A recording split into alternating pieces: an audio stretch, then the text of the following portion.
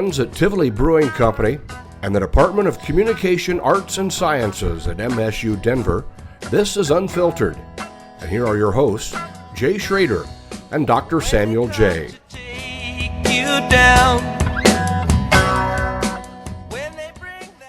Jay, you and I are here today with Rick Raisch. Rick, I'm going to obviously let you introduce yourself here in just a second, but you are known as the kind of founder and president of, make sure they get this right, Premier Draft Services, correct? Is that right? Close, yeah. Premier Draft Beer Services, but yes. Okay, I forgot the beer. Okay. The beer is the most important part, Sam. Well, I guess so. We do coffee, we do wine, we do kombucha. Okay, so you can do it all. Okay. Rick, tell us, tell us about yourself. I guess let's start. What is the company? What is Premier Draft Beer Services? What is that?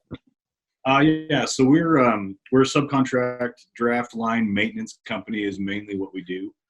We perform the biweekly cleanings of draft beer systems all throughout the state.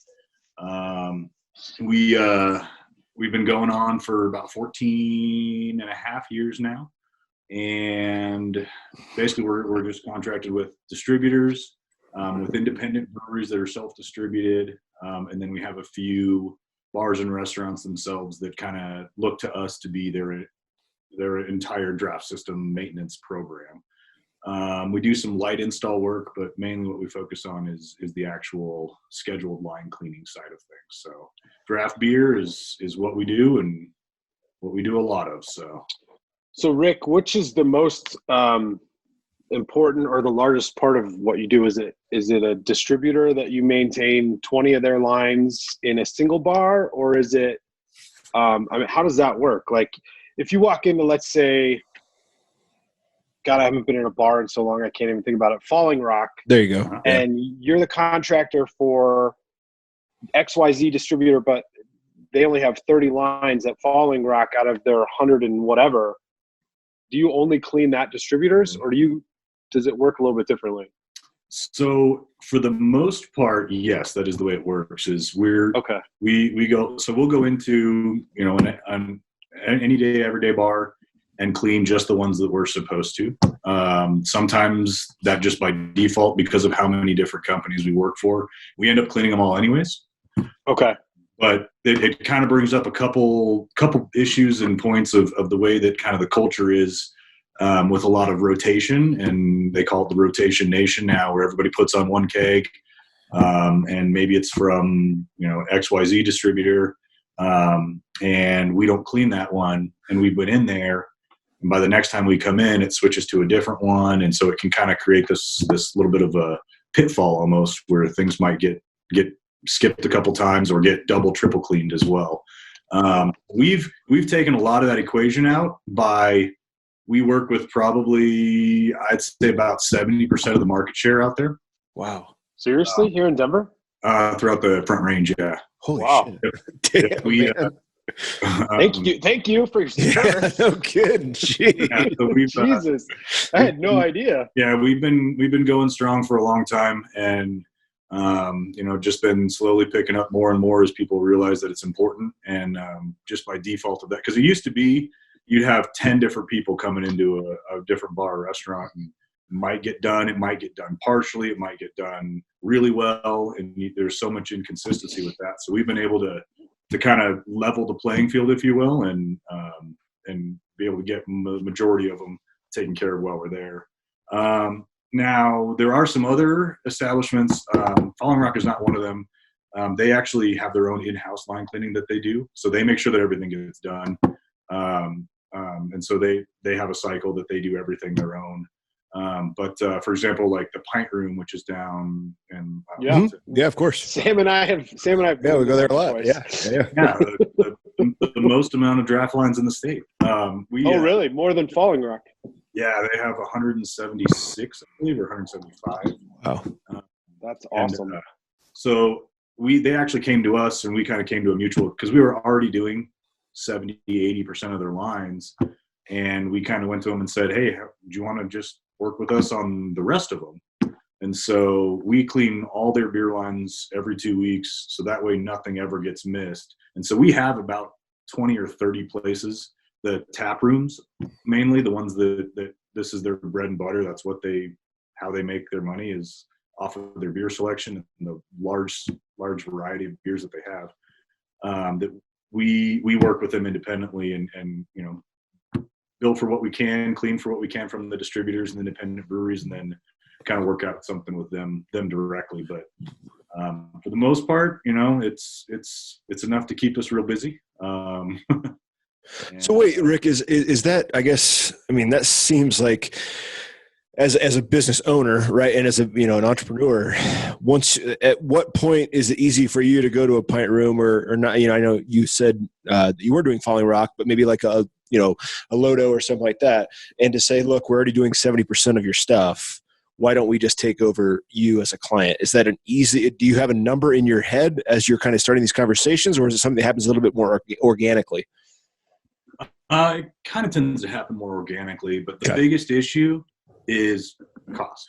Okay. So normally, whoever the way it is in Colorado is whoever distributes the beer, whoever sells it, drops it off, is who's responsible for the line clean. Okay. So Breakthrough Beverage, they have their portfolio everywhere that they drop off their products. They tell us we go clean their beer lines everywhere. Yeah. If it's an independent local bar or restaurant, it's up to them to figure out what they're going to do. Or I'm not sorry, not a bar or restaurant, a brewery. Sorry, a brewery that distributes out. It's kind of up to them whether they want to go third party contract, try to do it themselves, or whatever. Hope that the account takes care of it. So for us, it's mainly, like I said, kind of a cost thing.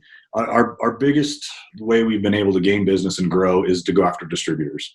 They are, they've got lots of products out in lots of different bars, and they get it. The hardest one is probably to go after the nano brewery, the local neighborhood brewery, because it's, they either are trying to wear 100 different hats, and they're the brewer, the salesperson, the delivery guy, and now they're supposed to do line cleaning, and they just trying to get it all, or they're they just run out of time basically.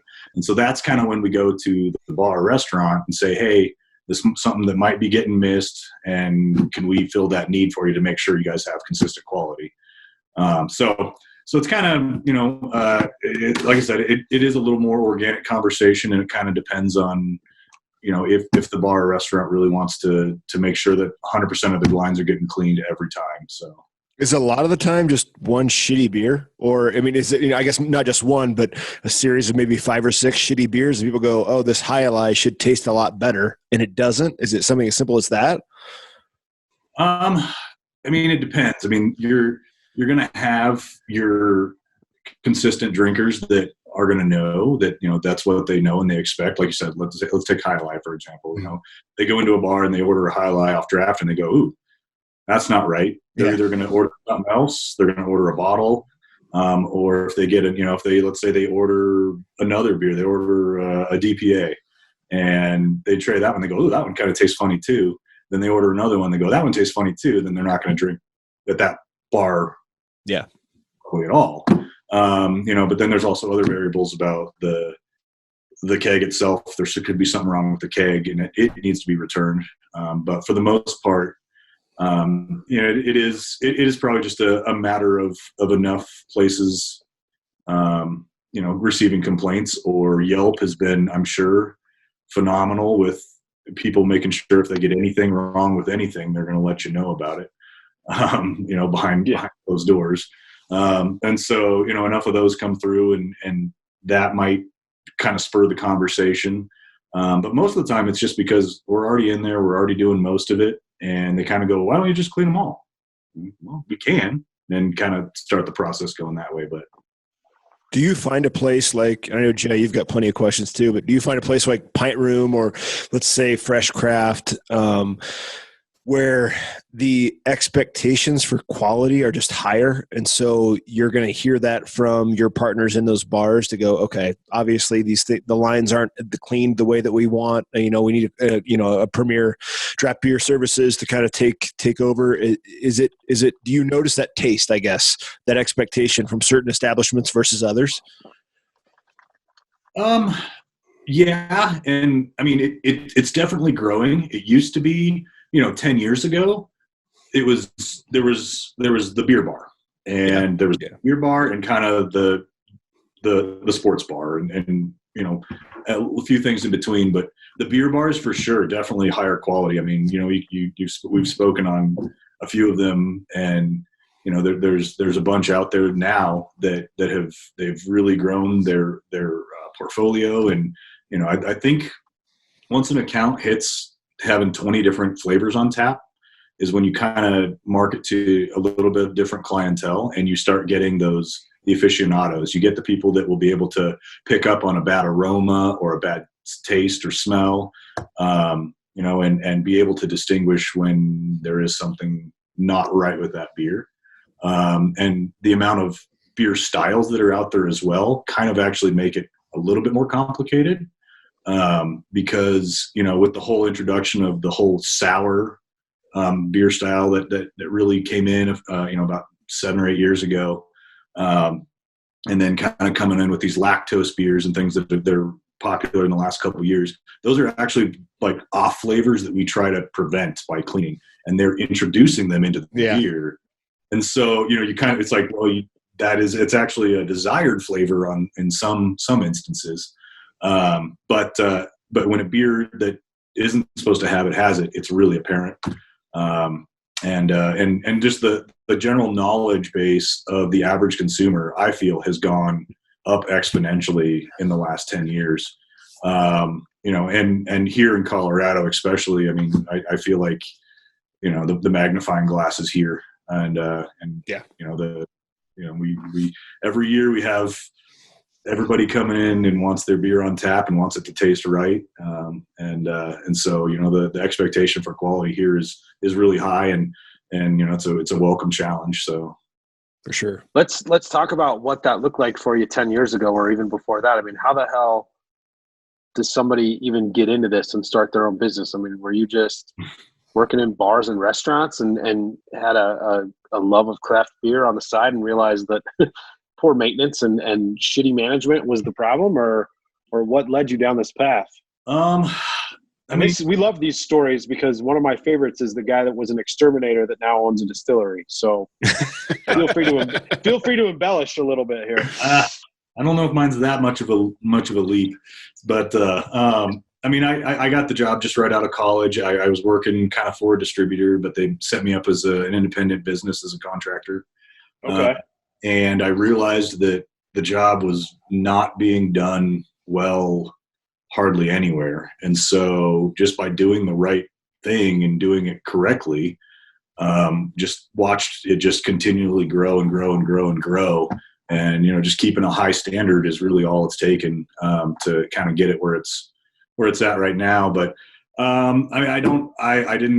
went kind of straight from going out of college into this. So my love of beer was high at that point. I went to school up in Fort Collins and, had a bunch of really good breweries close by that I was able to, I got to throw my hat off to New Belgium, and their quality standards that they have from the beginning has been top notch. Everything else. And so to go and clean lines with those guys in Fort Collins, elbow to elbow, and kind of understand that they get it, and then clean their lines elsewhere in the state, and just know the amount of care and that they put into their quality program was phenomenal. And so it just kind of made me want to push that out further, because this job, it's a qualitative job. It's not a quantitative job, and nobody's there watching exactly what's being done. It can be fudged very easily. It can be very, oh yeah, sure, I cleaned everything. I took the faucets off. I detailed the tavern heads. I let it, recirculator soak for as long as it was supposed to. Nobody's really watching. It's a total honor system. It's a total integrity job. It's not like a delivery job where here's your 2 kegs and 4 cases, and they go, hey, you're missing a case. I was supposed to have 5 cases. Something very easy to tell. It takes a couple weeks or a few months for like, oh yeah, this guy hasn't taken faucets off in the last 2 months. And now we're getting floaties in our beer. We're getting, you can see the visible crust build up on the outside. You're getting some diacetyl or acetic acid flavor and stuff like that.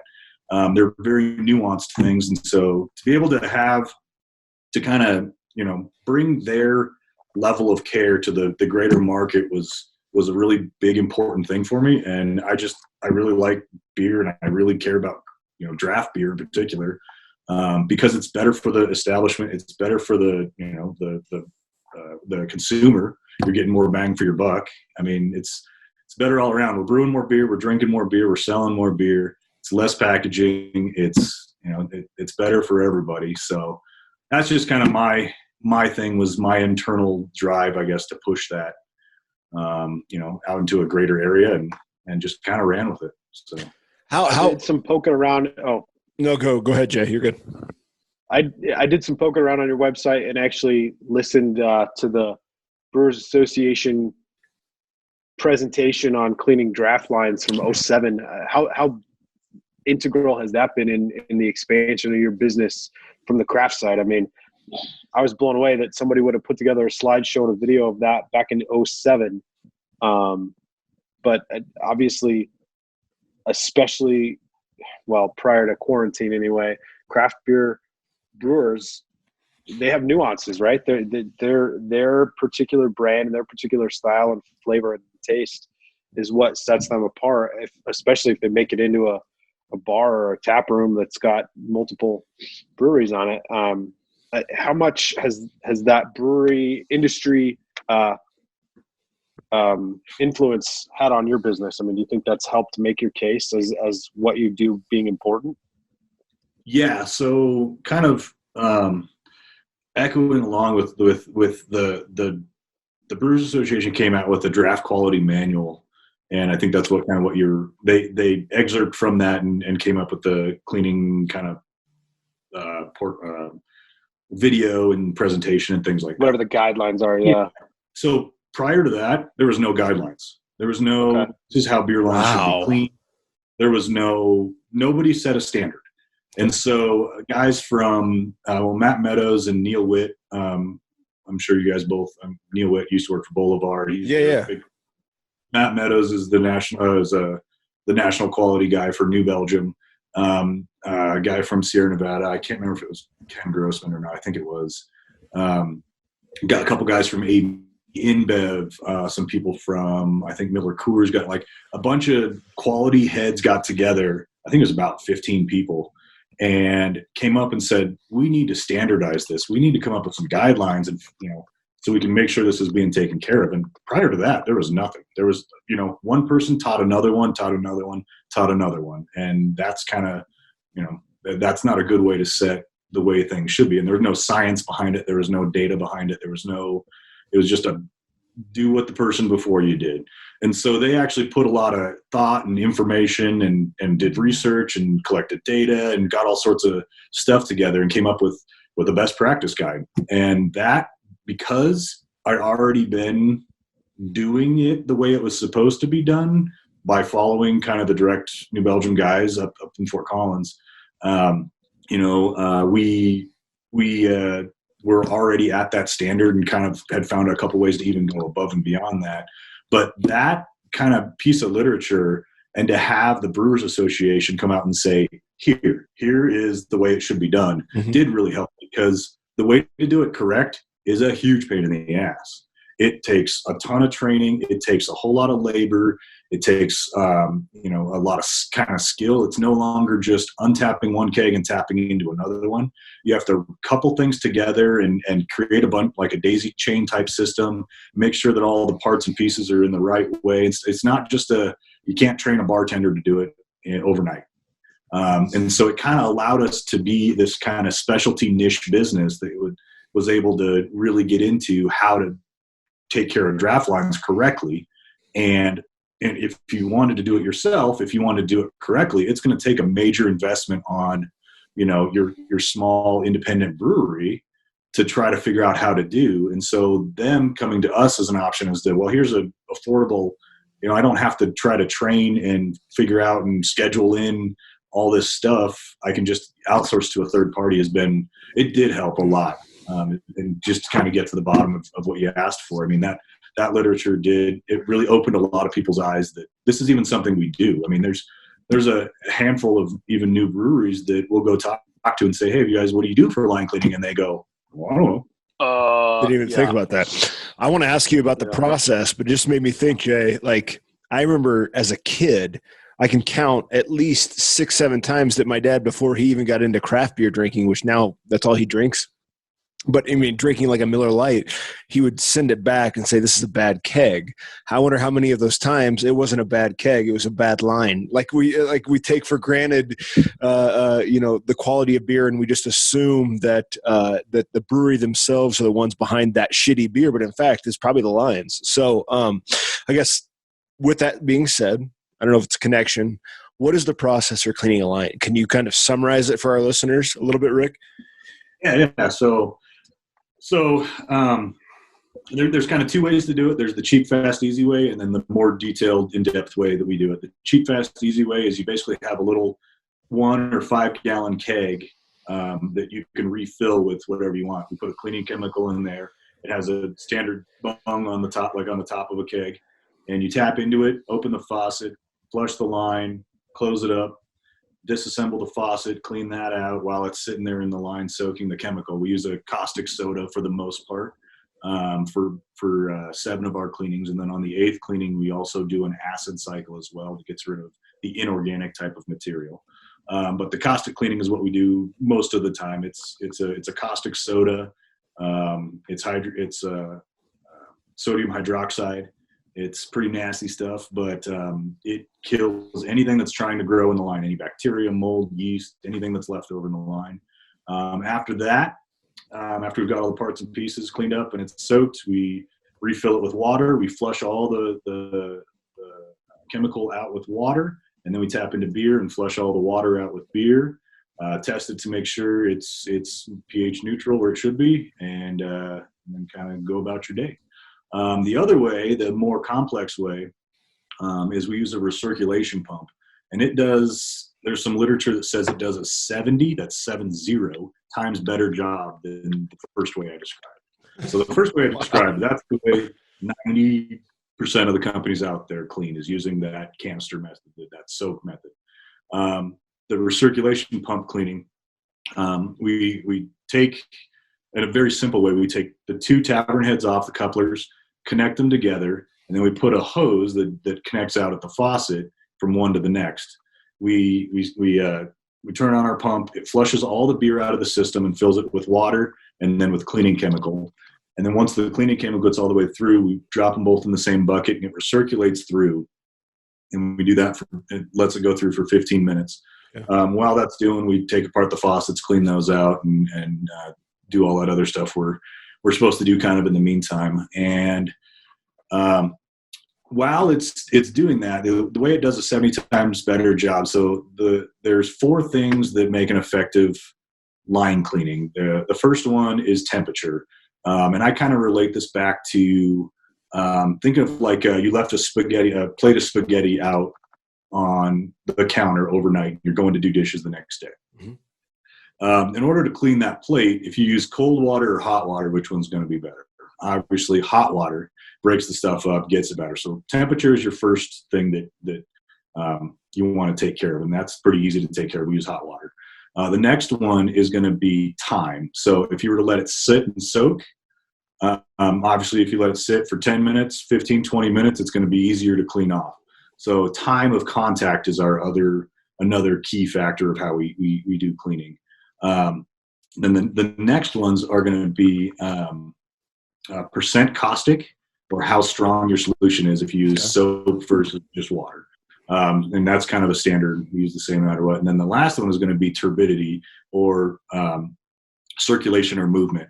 If you just soak a plate and just try to lift it up and see, it's eventually going to kind of get clean, but not so much. If you take a brush and scrub it, it's going to do a lot. Yeah. So what a recirculation pump does is it allows better recirculation or turbidity. It allows that more forceful. It's continuously cycling through the lines. It's continuously moving, catching all those places, low spots, high spots, everywhere in between. And then it also allows for a warmer, you have better control over the temperature.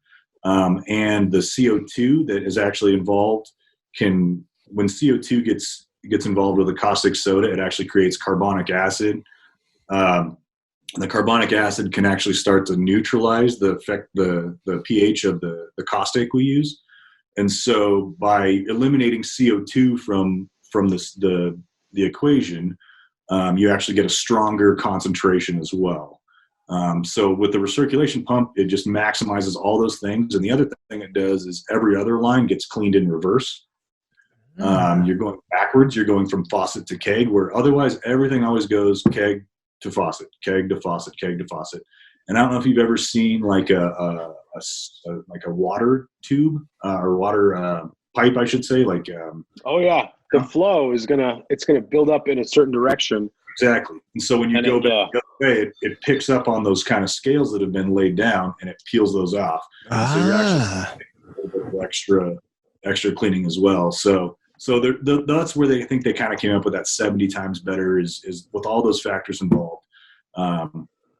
Is that, but you know, it's kind of a pain to do. It's kind of a pain to do. It has a high potential for leaking, for making a mess. You know, you're using a pressurized system on it. So, I mean, a lot of people shy away from it, but once you get it down and get used to it, it does a phenomenal job. And that's what we're all about. Is it might take an extra 5 minutes, or it might take an extra week of training someone to do it, but it's the right way to do it. And that's kind of where we're at. So.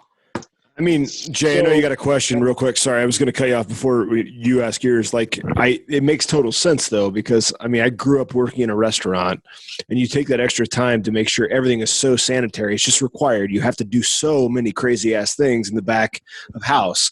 And so to think that, you know, the things that basically a lot of the stuff that you've just mentioned is just taken for granted in a restaurant, like in a kitchen, you should just be doing this shit, right? But front of house, I guess, when you're talking about pipes and stuff like this and lines, we just don't even think about it. But Jay, go ahead. Sorry. No. I was just going to ask what the influence of your biology degree has had on your job from a chemical standpoint or a water flow standpoint, or if your career as a firefighter on the side has had more of an impact. We don't usually do research, but I actually got a little curious today because this is a new topic for us. Right? Yeah. Well, yeah, no shit. No, I mean, I obviously I became a firefighter after I had this job. I've just been lucky enough to be able to fulfill both. Do both? Yeah, that's awesome. Fires as a career. And it's been able to let my wife stay at home and raise the kids. And my youngest daughter actually has some health problems and was born with some genetic condition. And so it was super awesome that she was able to stay home, and we didn't have to worry about, I was able to pick up her job and balance both of them and do it well. It's been great. Both of the biology degree and the fire side have influenced the way I do this job immensely. And the biology degree obviously made sense for microbiology and pathology and understanding microbes and what it takes to kill them and what we're after, how to effectively try to take care of things and keep things sanitary and understand the brewing process and where we sit with everything is definitely helped a bunch with that. And then the fire side has kind of helped me more on like the organization side of the business. Understanding, just kind of the business end of things and trying to come up with a way of, a tiered structure of being able to pass communication and everything like that. And then also some of the hydraulics and, when it comes into building a draft beer system or putting a draft beer system together, that kind of thing. It's helped with some of the understanding of that side of stuff. But yeah, I'm picturing a bunch of part-time firefighters cleaning keg lines on the side. Tell me I'm wrong. Started out that way. So when I had my first bump in business, I think I had 5 firefighters working for me because I was a volunteer still at the time. And I just went to everybody and said, "Hey, is anybody looking for a little part-time job?" And then, yeah, sure. So hired a bunch right off the bat. And then it's kind of dwindled down. The problem is our schedules are so varied because we're on a shift and it always changes. And bars and restaurants, they really want you to be there like every other Thursday. I know my beer lines are getting cleaned. And do they expect the same guy? Usually, yeah. Like you're going to assign Joe Schmo to this brewery, and this pub, so that there's consistency. They get to know them. They develop a relationship with the bartenders and the management. Exactly. Yeah. And Gotcha. that's a big thing for us is consistency is key, and trying to, let these bars know that, expect us. We're going to show up when we say we're going to. And, sometimes we go to enough places and we develop enough of a rapport with them that they go, hey man, do you guys want to just, here's the key codes to get in, or here's a set of keys, come in at, because we start our day sometimes as early as 3 or 4 in the morning. Yeah. Oh, wow. Getting into bars like the Pint Room, we start at 4 in the morning for 2 days in a row, a team of 2. And so we get in at 4, and because we can't clean it 11:45. Right. We can't clean it 4 in the afternoon. I mean, it's our windows to be able to get in there are very limited. And so, we try to work with accounts and develop like that relationship, that rapport with them to make it easier for us and make it easier for them. We're not in the bartender's way of trying to cut fruit or restock glasses or do anything. Is it just you doing the logistics of all that then, Rick? Are you the one doing the scheduling, or, do you have an administrative team, I guess is what I'm asking? Yeah, we have some administrative help. There's one guy that mainly does kind of the Denver metro scheduling for me. And then I have a different kind of team up in northern Colorado, different team in southern Colorado, and then a different team on the western slope. But the bulk of it is done by one guy who's also still cleaning lines, and he's one of my senior managers helping me out here in town that does a great job of getting new accounts, and because it's a constantly moving target and cycle, and especially things over the next 4 to 8 weeks, however long we're going to take to start reopening things. It's going to be right now a lot of places that used to get in at 7 in the morning. They're only doing business. They're only doing dinner business. They get there at 5 and they're done at 8. So instead of our day starting at 4 in the morning, now we're starting at 10 in the afternoon. 10 in the. It's not afternoon. No, you're good. You're a firefighter. Yeah, you're exactly. Yeah. I'm in the basement 12 hours a day, so I have no idea whether it's AM or PM or what day it is. Yeah. Oh my God. What is your pitch? I guess when you can kind of target in on a pint room, right? That kind of establishment, or a brewery. What's your pitch then, as the person who comes in there and shakes hands and kisses babies? What do you say to these people? Well, I'm not even doing much of that anymore. So. Yeah. Okay. Originally, what are you training your sales folks? Sure. No, and I'd love to. That's one of my favorite parts, is besides going out and cleaning beer lines, is just showing the need, and that's the biggest thing, is recognizing a need and explaining it. And that's really as far as it goes. Is we go in and we're cleaning 8 out of the 10 beer lines, and the other 2 are completely crusted over. If you take a napkin or a straw and you stick it up inside the faucet, you pull out a big old plug of yeast. If there's no record that shows, it's basically just a conversation, just a question. Hey, do you know if this line has been cleaned? And the bartender goes, I don't know. And they check, or the manager there's like, I don't think so, but who knows? And I say, well, this is what you're putting in people's glasses, and stuff like that. And so we, just kind of a basic conversation if we see a need. And, obviously if everything's clean and everything's up to snuff, then there's no need for us to try to gain any business or try to do anything. And that's kind of the way we kind of were able to go to those places, besides them coming to us and kind of saying, like I said before, why don't you guys just do them all? You're already doing most of them, and eliminating the overhead from them, because like I said, they know every other Thursday our lines are getting cleaned, and every single one of them's getting cleaned. So it's kind of a peace of mind for them too. They don't have to try to keep track of things, because there's so many different breweries, distributors, and everything coming in and out of their we got salespeople, delivery people, and now line cleaning you're trying to keep track of, and on top of all the other stuff that they're taking care of. It's too much. It's an overload for them. And so we're kind of an easy button. We're kind of a, hey, let's just make sure we get it all taken care of type thing. So, and then breweries, it's kind of the question for them is just asking them what they currently do. And if they don't have a plan, they don't have anything they're currently doing, we're a great alternative. If they're like, it's our sales guy that does it, we just say, hey, if you ever get to the point where your sales pick up to where you need your sales guy to actually do sales and not line cleaning, we're here for you. And so a lot of times they'll kind of grow and get to a certain spot where the sales guy doesn't have time to do it anymore. He's out trying, he, instead of taking 45 minutes to clean 2 beer lines at an account, that he's there at 10:45 and now you're rolling over into their lunch period and the bar's starting to go like, this ain't right. You need to get out of here. Yeah. But that's his scheduled time to be there. And, they could be at 2 other places in that amount of time. So is that 2 more places you have tap placements or 2 more liquor stores you can be in and things like that? Because, the face-to-face sales is key. I mean, you can only do so much over the phone and especially when you're trying to gain business. I mean, it's, showing up to a lot of bars and restaurants and liquor stores, face-to-face is pretty key. I'm sure. So the more they can be doing that and not have to worry about getting dirty and getting sprayed with caustic and getting sprayed with dirty beer and everything, and let us take care of that, that kind of, the need kind of fills itself once they get there. So get that. What do you see on the horizon over the next 2 to 3 weeks? I mean, I literally just got an alert that Polis is trying to have most restaurants and bars open at limited capacity by the end of the month. I mean, are you going to go like this?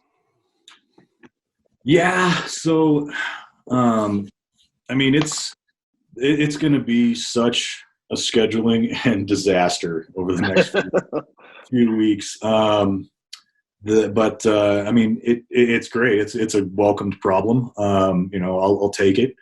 There's still quite a few places out there serving draft and doing to go and doing growlers and doing as much packaged beer as they can. They're still ordering beer. They're still, they're still doing what they can. And so, we've spent the first month of the shutdown trying to get in and winterize as many places. We call it winterizing. That's just clearing the system out with beer, rinsing it with water, cleaning it, rinsing it with water, and then blowing it dry. So that way it's kind of empty and ready and prepped for whenever they reopen. They just tap in and can start pouring beer again. Nice. So there's no degradation to the line. There's no beer staining. There's no off flavors developing, any of that kind of stuff. So we spent our first month really trying to hit home all the places that we knew, we're going to be closed down for a decent amount of time. Mm-hmm. And then we're starting now focus on kind of the places that are still open for business, still doing the repeat, the trying to keep some of their draft system open. A lot of places aren't, let's say they have 30 different beer taps. They're not keeping all 30 flavors open. Mm-hmm. They're doing a smaller amount of flavors and smaller amount of lines. They're keeping, 10 or 8 or 6 or whatever, just to kind of get through this period. But as time goes on, I mean, it's only going to, because of how demanding the culture and the public is about wanting what's new, wanting to try the new thing, wanting to, have a bunch of different flavors. Nobody drinks the same thing over and over again anymore. It's what's the new style? What's the new flavor? Who came out with what? How did this brewery, what's their take on it? What's their spin on it? And so as things start reopening, the demand is just going to, pick back up to where it was. So, I mean, I think especially coming into the summer months, that hopefully outdoors patio seating is going to kind of have looser restrictions than then maybe some indoor only places. Just looking at some of the ways that other states have proposed their openings and different seating capacities and things like that. I'm hopeful that it's going to come sooner than later. Have you seen a hit? I mean, obviously you have, but I'm wondering, because people are able to get to-go beer and everything, I guess, has the impact been less or more so or even to what you expected? I would say the hit has been more. Well, no, I take that back. Sorry. You're good. You just opened your second beer. Cheers to that. Yeah. I decided to go with the bomber, so. You got to do it, yeah. Might as well. I'll have a glass of water first, but no judgment here, trust me. No, none. We all live in the same area. We just learned Jay before you jumped in, so I guess we're doing in-person beer. I saw it on a map, and I was like, Jesus, I grew up in that hood. Yeah. Did you go to high school over there too, Rick? No, I grew up in northern Colorado. So okay. Yeah, you're like 5 minutes from my house. If the address that your website Google pulls up randomly, I was like, wow, that's right around the corner. Creepy. So you said worse. Okay, explain, please. I guess, and maybe it was just me always trying to be optimistic and always trying to be hopeful and trying to think of like, well, they're gonna allow some leniency or some variancy on things, and people will still be able to do draft. But I mean, we went from 50 employees to 4 in less than 2 weeks. And the 4 we had trouble keeping busy. And so it was definitely a huge change in the way things were going. And it was, like I said, it was within a week that we had cut everything in half. And then a week later, quite a bit further. And so, I've just been always kind of waiting for the time when things will start to be able to reopen, dining wise, and we've just been sticking around, helping out wherever we can and doing what we can. But I mean, my business is 100% on premise. Mm-hmm. We don't. A lot of the distributors or breweries were able to, instead of kegging, we're going to can and bottle everything and then go try to push grocery stores, liquor stores, get some placements there. Mm-hmm. We're 100% on premise. And so, we came to a screeching halt, almost overnight. And so it's been, that part was really hard to adjust to. But we're kind of through it, I guess, is what I'm seeing. With every glimmer of hope that comes with, a slightly different change of things. We've got a bunch of bars and restaurants that are trying to be proactive with things, that are going, hey, we could start doing business as early as like the end of the week or next week, or it could be tomorrow. And so, every week we're getting more and more requests. We're getting more people saying, hey, we want to make sure we're ready. We want to make sure everything's clean. We're ready to go. Or we're still doing business. So please come back out and, make sure we're taking care of and everything like that. So, so we've been finding ways. We're also trying to do a lot of deep cleaning and some extra work on things that, isn't stuff that we normally get to on a regular basis. We're trying to go through and kind of we've implemented like a vinyl jumper line replacement. So that's the really flexible on, I think of just like a direct kegerator box. Mm-hmm. You can see through it, that clear line. That should be replaced every 2 years. Okay. It's just something that doesn't get done that often. And so we're making a push right now.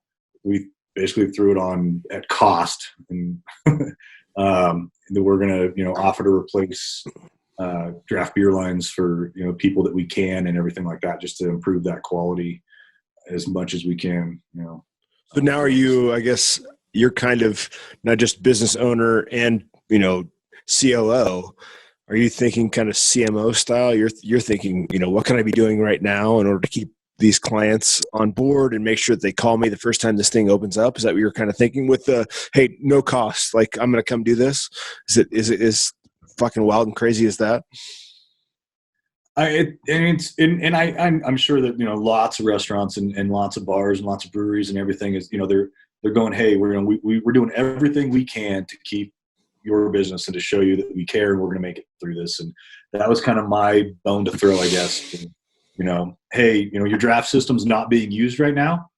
Let's revamp it. Let's take care of it. Let's, and it's going to be minimal. It's going to be $5 to get brand new beer lines for your 4-product system. I mean, it's, it's the profit margin off of 1.5 beers. I mean, is that going to be worth getting a brand new beer system, basically? That kind of thing. And so we're really trying to push that stuff, partially because we're able to do it now without any interruption. We don't have to stop to let them serve beer. We can just clean. We can get done whenever we can. We can take apart their beer system without an interruption to their business, I guess. Are you seeing strengths with yourself that you didn't know you had as a business owner, as an entrepreneur? Mm-hmm. Or weaknesses? Or what? I'm sorry, weaknesses. Or weaknesses? Yeah.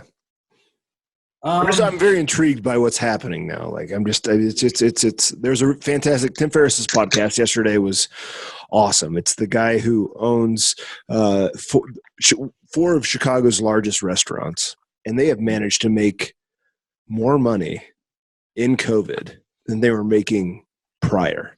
And they were making, it was 300. So the interview is they were making $350 per ticket. And they all of a sudden said, no, we got to serve the city. We have to do our best. We got to make sure that we can kind of make things cheaper and everything. And they've run out of stock. And now now they're talking about, okay, so what's going to happen, when we move out of this? And one of the things that they were discussing was that reservation model that we are so used to with Open Table is now going to be applicable to breweries, to grocery stores, to all of this. And I was just like, it's so true. Like, yeah, you got to get a reservation to spend an hour at a brewery. And that might be what it's going to be like for the next 18 months.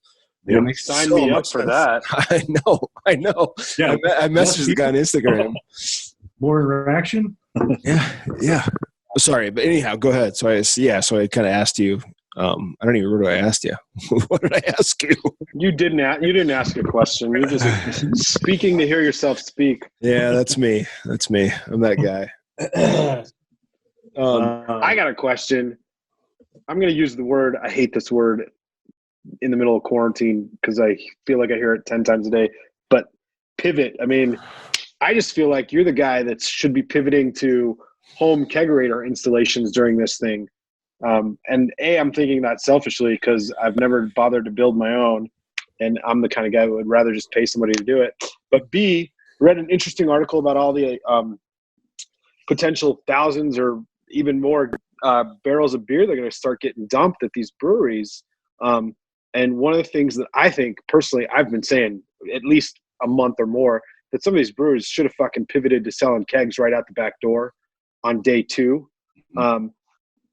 But WeldWorks is one of the few that I've seen and heard is actually doing that. But do you see a home keg line option coming through from Premium Draft Beer Service? I think I got that. I butchered the name right there. Sorry. I understood what you're saying.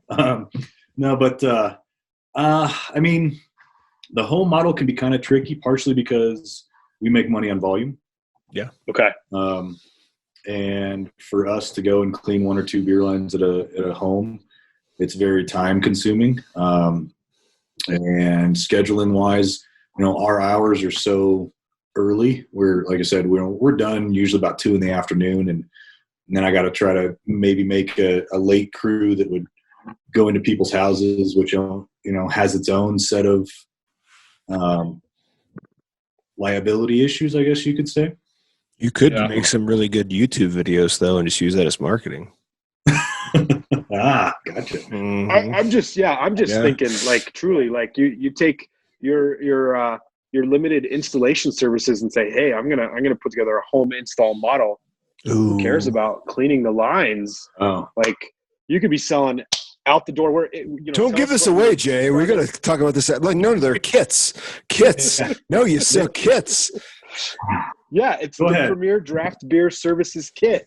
And it puts it in a box. It's the same shape as the Brooklyn Brewery people. Yeah, I got 2. I don't need to have a third. Oh my God! All right, we'll take over that arm of the business for you. Yeah.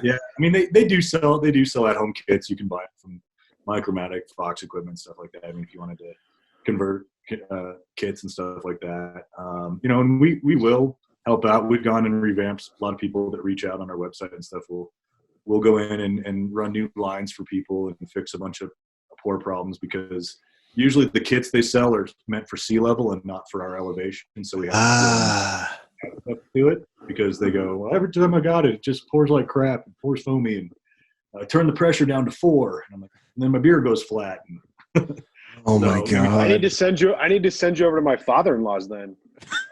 He's never been able to make his kegerator work ever. That's too funny. And he blames me. He blames me. So Well, Rick, when we're back on and we're out in public, we should do a live stream, Jay, of us watching you guys do what you do. That would be a lot of fun. Oh yeah. Yeah, we're up early because we have kids. We all do. So, yeah. I don't get up nearly as early as Sam does. Yeah, I'm up early.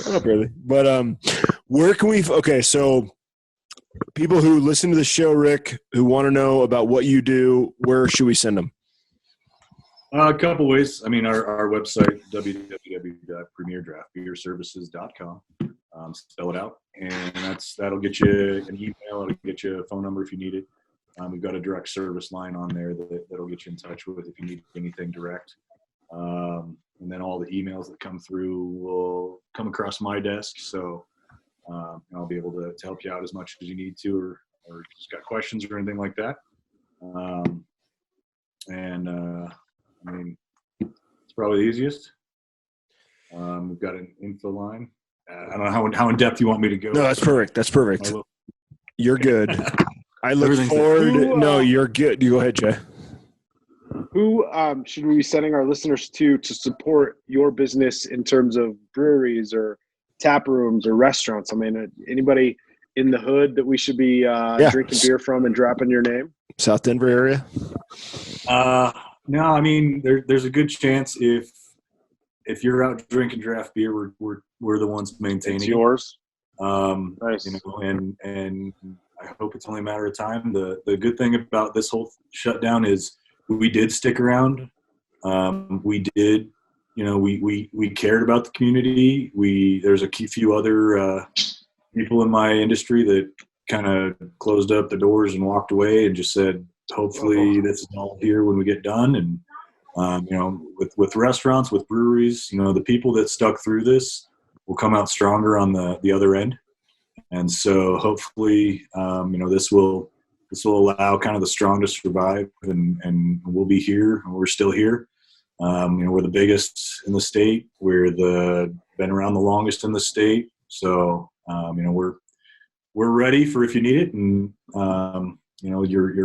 your listeners that are out there, your consumers, if you notice something not right with a beer, ask the question, is this supposed to taste this way? Am I supposed to be, having this flavor that I'm picking up or whatever? And if it's not, then ask the question, when were your lines cleaned?